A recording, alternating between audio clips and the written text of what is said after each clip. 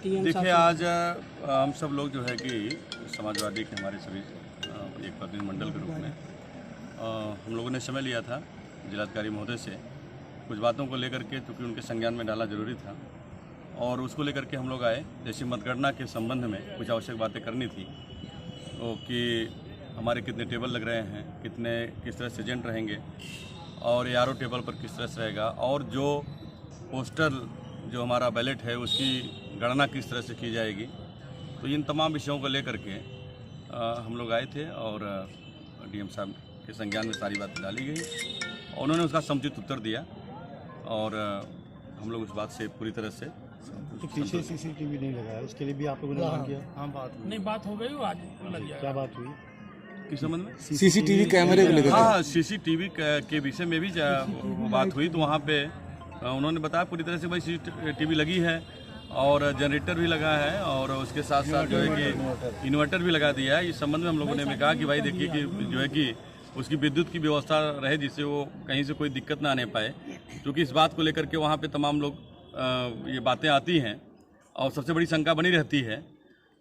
तो उसको लेकर के वहाँ पे हमारे जो एजेंट हैं वहाँ पे रखवाली भी कर रहे हैं और इन्होंने उसकी पूरी व्यवस्था CCTV की किया है, उसके लिए जनरेटर इन्वर्टर सबकी व्यवस्था की है। आज EVM को लेकर दो नामजद पहले उसको किस प्रकार से देखते हैं EVM हंगामे में को लेकर के? देखिए, EVM हंगामे को लेकर के जो बातें वहाँ पे हुई, तो सबसे पहली बात तो ये रही कि वो संदिग्ध हालत में हमारे लोगों ने देखा, जिस पे वो ट्रक थी उस पे न तो उस पे परमिशन लगा हुआ था कोई, और न तो जो है कि किसी प्रकार बाहर का नंबर भी था, और संदिग्ध हालत में वहाँ लोगों ने देखा तो उसको उसकी जानकारी प्रशासन को दिया। तो प्रशासन वहाँ पहुँच करके जो है कि उसको पूरी तरह से उसका निराकरण कराए और लोग संतुष्ट हुए। तो उसको तो DM साहब ने भी उस बात को माना था कि इसको जाना चाहिए कलेक्ट्रेट में, और ये चली आई यहाँ पे गलती से।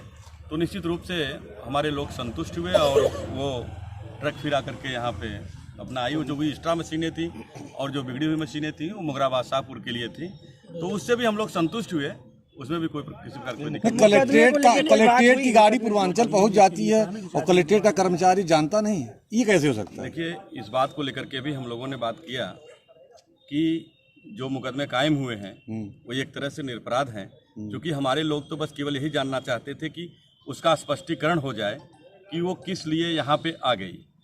तो उसका भी DM साहब ने कहा कि हम इसके विषय में बात करके उसमें भी जो है हम निष्पक्षता से जो है कि उस पर होगा किसी प्रकार कोई कार्रवाई आगे के लिए उन्होंने आश्वासन दिया है।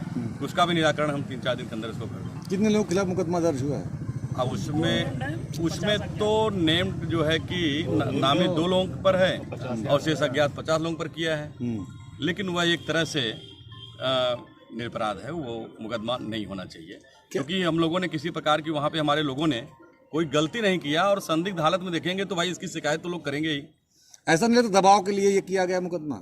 नहीं, दबाव के लिए तो बिल्कुल नहीं है। नहीं, दबाव, क्योंकि अभी काउंटिंग होनी है, ऐसे में दबाव सफाइयों के ऊपर। हाँ, ये ऐसा संभव हो सकता है, लेकिन हम लोगों को पूरी उम्मीद है कि जहाँ पे जिलाधिकारी जी ने ये स्वतः आप लोगों से भी उन्होंने कहा था कि ये भूल से यहाँ पे आ गई थी, तो उसमें हमारे लोगों की कतई गलती नहीं है।